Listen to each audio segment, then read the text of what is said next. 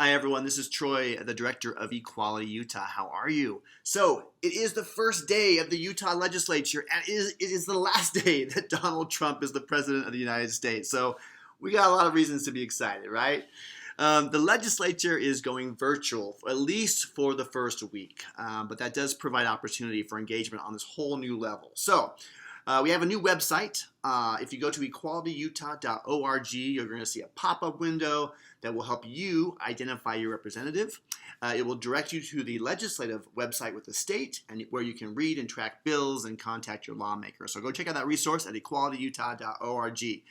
All right, if you've been reading the news, you've seen that there are a wave of anti-transgender bills across the country. 13 states so far have introduced a pair of bills, and all of these come from an organization called the Alliance Defending Freedom.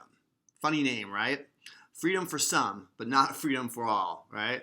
So these bills are cruel, and you may remember the Alliance Defending Freedom.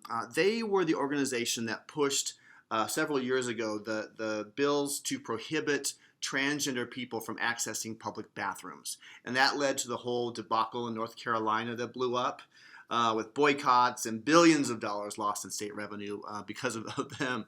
And it was cruel, right? It was vicious, and it was a fear campaign that suggested that transgender people were a threat to other North Carolinians and other Americans. And thankfully, all those efforts were defeated.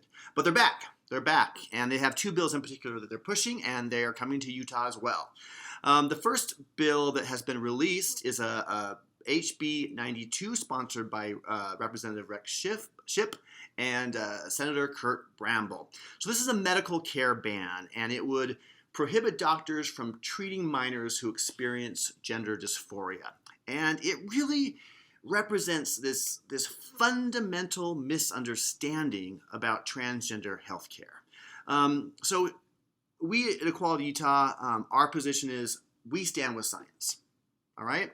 We are aligned with evidence-based medical best practices that have been affirmed by every major medical and mental health association and organization across the country.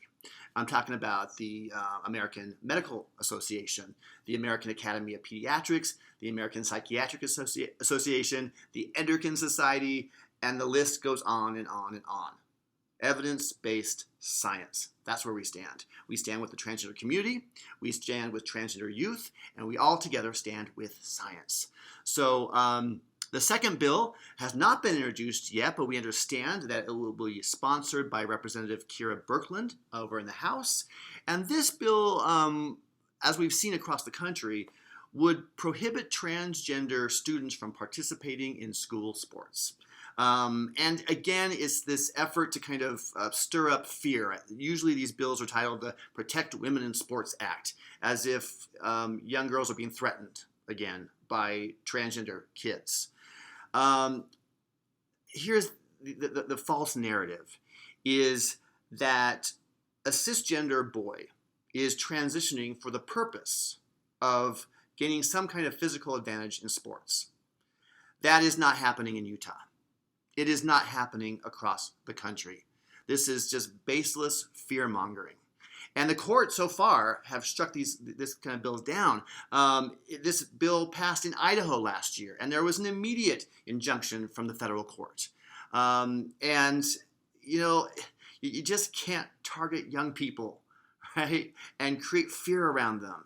Right? When kids are just trying to, to learn how to belong in schools or going through adolescence, it's awkward. And for a child transitioning, they got a lot of things on their mind. Trying to undermine sports is not one of them. So the thing that's frustrating about all of these is that these lawmakers never reach out to us to talk. Kira Birkeland has never called Equality Utah. Rex Schipp has never talked to Equality Utah. They get all of their information exclusively from Gail Ruzicka and folks like the Alliance Defending Freedom. And some of you know my history. I've talked about this a lot before, but 20 years ago, it's a little bit older than that, almost 30 years ago, I was so scared of being gay that I thought I'm going to run to the thing which is farthest from. And so I started volunteering for the Utah Eagle Forum. And Gail Rosica was my mentor. The first time I ever went to the Capitol was with Gail. She taught me how to lobby. She taught me how bills move through the process. She taught me how to be tenacious and effective.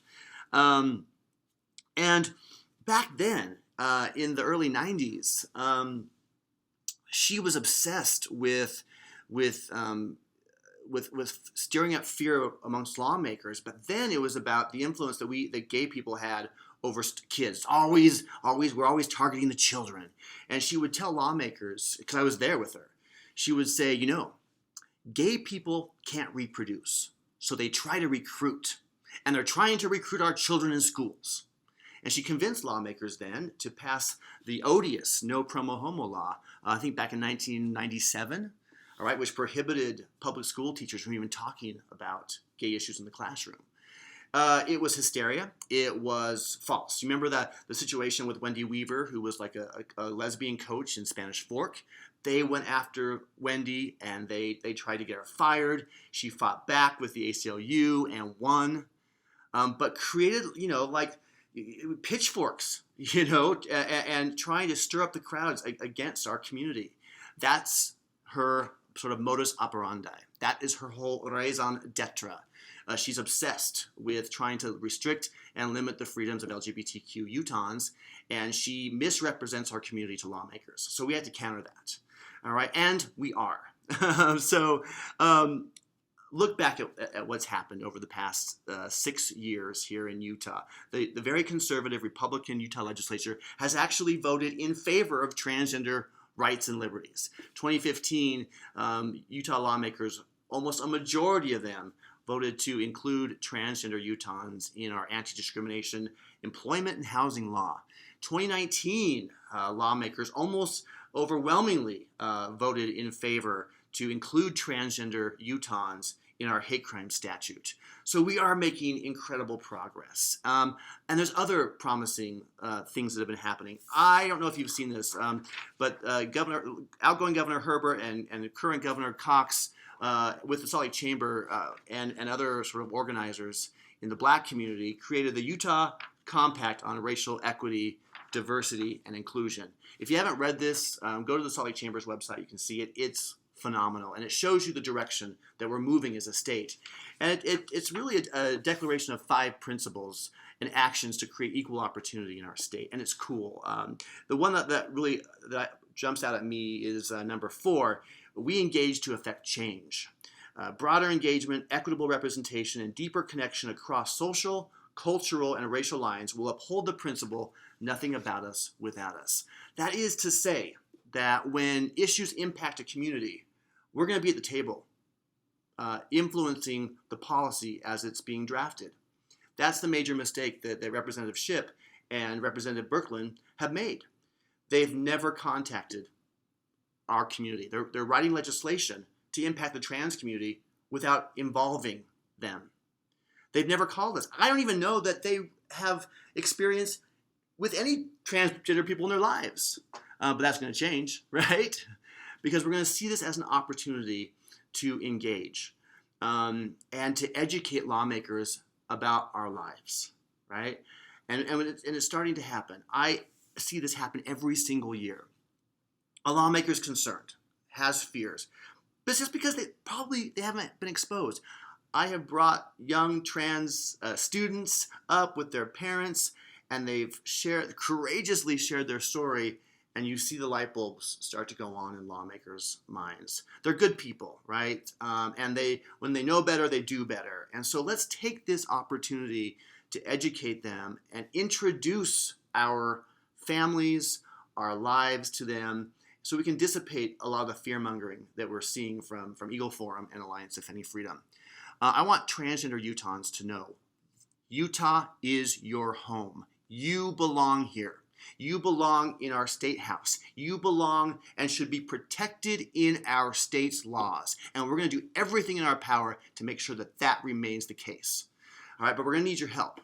We're going to need you to be courageous and to contact your lawmaker and say and tell them your story. You don't have to know all the stats and all the data and all the figures. If you do, that's great. But the most important thing is that you open your heart up to them. you tell them what you're concerned about, and you ask them to vote no on these bills. This is your home. You belong in Utah, right?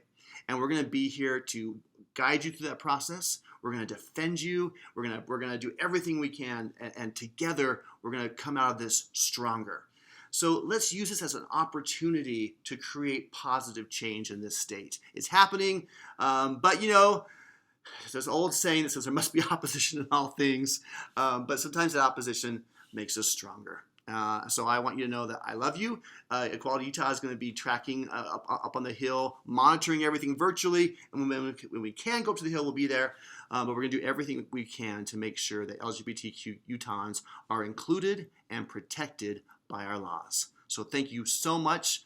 Let's go and have an amazing 2021. Thanks.